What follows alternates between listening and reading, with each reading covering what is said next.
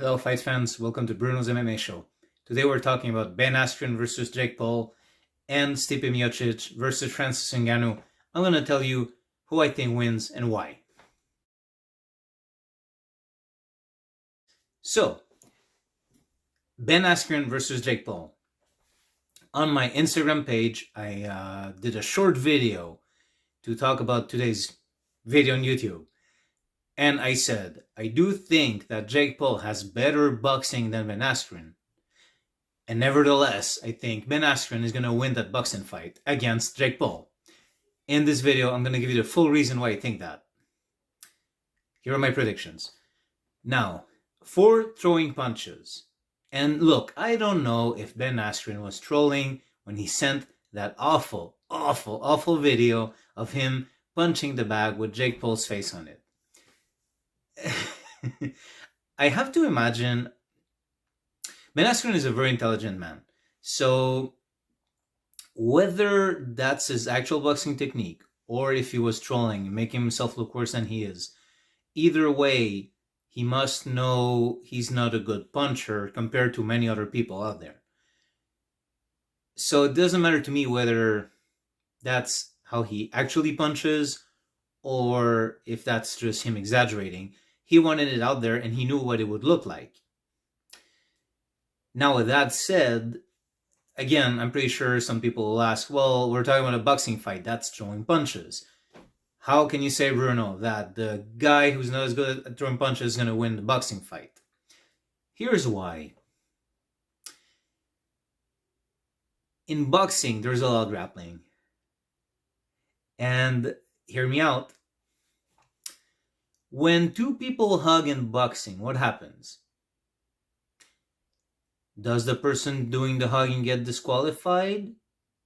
No. The referee goes to them, separates them, they start again. If a boxer hugs the other boxer, what happens? The referee will separate them again, and so forth. Now, I am not someone who follows boxing that much. I don't know if there's maybe penalties for someone who does that too often. I have no idea. It doesn't matter because I have seen some boxing fights where it happens often enough that I see it can be a method to be employed. Now is where we get about who has done what with their careers. I think anyone who has done wrestling, and especially, I guess, Greco-Roman wrestlers, but any wrestler worth their salt, especially an Olympian like Ben Askren, is going to know how to tie up Jake Paul. Even if Jake Paul has wrestling experience, we're talking very different approaches. Especially Ben Askren, who has done MMA, so he knows how to apply his wrestling to someone trying to punch his head. And here's where it gets interesting. I think it's going to be a very boring boxing fight. I think Ben Askren will make it very boring. I think he'll tie up Jake Paul constantly. And Jake Paul will get tired and exhausted and frustrated. And then, remember how Ben Askren said, I'll knock him out in the 7th round or something like that? There's a little wisdom to that. Jake Paul has never been into later rounds in the same way Ben Askren has. I have no idea how many rounds Jake Paul has done in his fights, but it's not the same. Ben Askren will not get tired in the way that people who have faced Jake Paul get tired in the fight. And that'll be all the difference, because at some point, once you're tired enough, it doesn't matter how good you are at throwing punches if you're too tired to throw them. And I think that's what's going to happen. I don't think Ben Askren needs to have good boxing for a boxing fight against someone like Jake Paul. I think he would need good boxing against a professional boxer, but not against Jake Paul. I think he's going to tie him up. Jake Paul is going to get tired. He's going to get frustrated. At some point, I think his will is going to break. And that's when Ben Askren, no matter what his boxing looks like, will box him up. That is my opinion. I can't wait to see if I'm right. And if I'm right, you better believe I'm going to be sending this video I'm doing right now to a lot of people I know. There's another thing I want to address. You know how, for example, let's take an example of someone who has better striking than Ben Askren, but who isn't known for their striking is Khabib. And very often Khabib has been criticized. Oh, that's not proper technique. But what you'll see is that he's landing.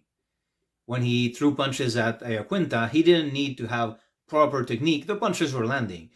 Another aspect when people fight for a while, it doesn't matter if their boxing technique is proper and good. They do get that timing. They get that sense of timing. Like, oh, maybe the punch thrown is not the best technique, the best way to throw a punch, but they do have that timing, laser focus. Like, oh, I can get in and out here. And even if the punch is a crappy one, it's going to get in, it's going to get out. And the other person might have been better at throwing the punch technically against a punching bag, but they might not have that same sense of timing and experience in a fight. That is why I think Ben Askren beats Jake Paul. I'm even going to say he beats him easily. People are missing the point. They talk about grappling, and look, it's going to be a boring boxing fight. That's the whole thing. It's not going to be a fun boxing fight too. It's going to be like Roy Jones Jr. against Mike Tyson, where like Roy Jones was like grabbing Mike Tyson every 5 seconds to stop him from boxing, because grappling cancels striking very often. Sometimes striking will cancel grappling. Yes, Masvidal, of course. But, more often than not, grappling cancels striking. You have to know both aspects to apply them. You can't strike a grappler if you don't know grappling, vice versa. Anyway, Ben Askren is used to that. And even if you tell him, oh, you can't grab someone's legs, but you can tie up his arms, he's going to have he's going to have a blast. He's going to have fun with Jake Paul. He's going to make more money than he's ever made in any other fight, probably, which is sad and also fun and funny. Congrats, Ben. What else can I say? By the way, shout out to Rico Talley, who's been on the show twice and is now training with Ben Askren. So, hey, Rico, congrats, man. Now, let's talk about Francis Ngannou and Stipe Miocic. Now, this is a hard fight for me because I love those guys. Like, they're amazing.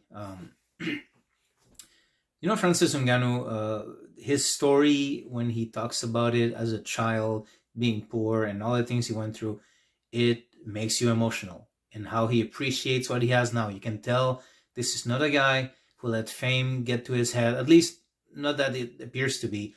Like, you can really tell he appreciates what he has and he understands why he has it. And Francis Ngannou is one of the most likable people in the fighting world, if not the most likable. It's incredible. And Stipe Miocic it is insane to me that that man does not get more respect. I mean, he gets respect, but I don't think he gets respect to the level that he should. And I don't know why.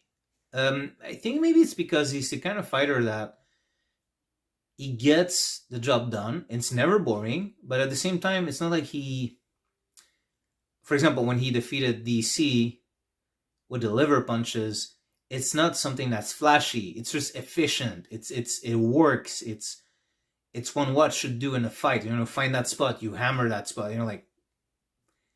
That sounded wrong, but but you can't really you can make a highlight of someone punching someone else's liver, but it's not like a jumping head kick, So I don't know what it is exactly, because Stipe Miocic gets respect as a champion, but he is the underdog against Francis Ngannou, and I remember the previous fight. Now, okay, here we go. I like those two fighters, and I the part I dislike about my show, and I didn't mind doing it against Jake Paul. I'll talk trash about him, sure. But in general, I when I make predictions or when I talk about fighting styles, and I kind of hate to say who I think is going to win in a way, because it feels like I'm disrespecting the other fighter. Because we don't know what's going to happen, right? So anyway, but it's part of what I do, right? If I do an MMA show, I should talk about that. So let's do that. Especially because when I see Stipe Miocic going as an underdog, and it's one of those fights where I don't want to see any of them lose.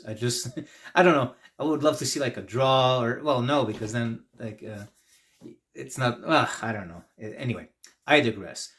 I'm just going to get to it. I think Stipe Miocic is going to win again. And I think people are missing the point when they talk about, last time Stipe won because his wrestling canceled Ngannou's punching. Yes, but kind of like what Ben Askren and Jake Paul was saying, that's incomplete information. Because one thing, I watched that fight. Oh yeah, many have, but I rewatched it recently. And one thing that made it so Stipe was able to use his wrestling was his boxing. If you observe that fight, Stipe has head movement, boxing head movement. And that serves him because when Ngannou was punching him, now I haven't rewatched it. I haven't seen the fight yesterday. It's been already like a week or something, but I don't think Ngannou would always like. I don't think he hit him clean really. Even when he hit him, you could see that sometimes Stipe was rocked, but it wasn't like clean hits because Stipe has head movement. He would move. He's a good boxer, and good boxing means also good boxing defense, which allowed him to then use the wrestling. So, for example, someone like Curtis Blades, who's an amazing wrestler, gets knocked out by Ngannou because he doesn't have this ability. And again, I feel like I'm talking trash, which I don't mean to. They're all amazing fighters. Anyway, who obviously would defeat almost any human being on earth, except between themselves. So Curtis Blades doesn't have the same boxing that Stipe Miocic does. So what happens? He doesn't have that same head movement. He doesn't know how to avoid punches the way that Miocic does. So that's why Curtis Blades, for all of his amazing wrestling, and everyone's kind of like, oh, well, Stipe showed how to defeat Ngannou.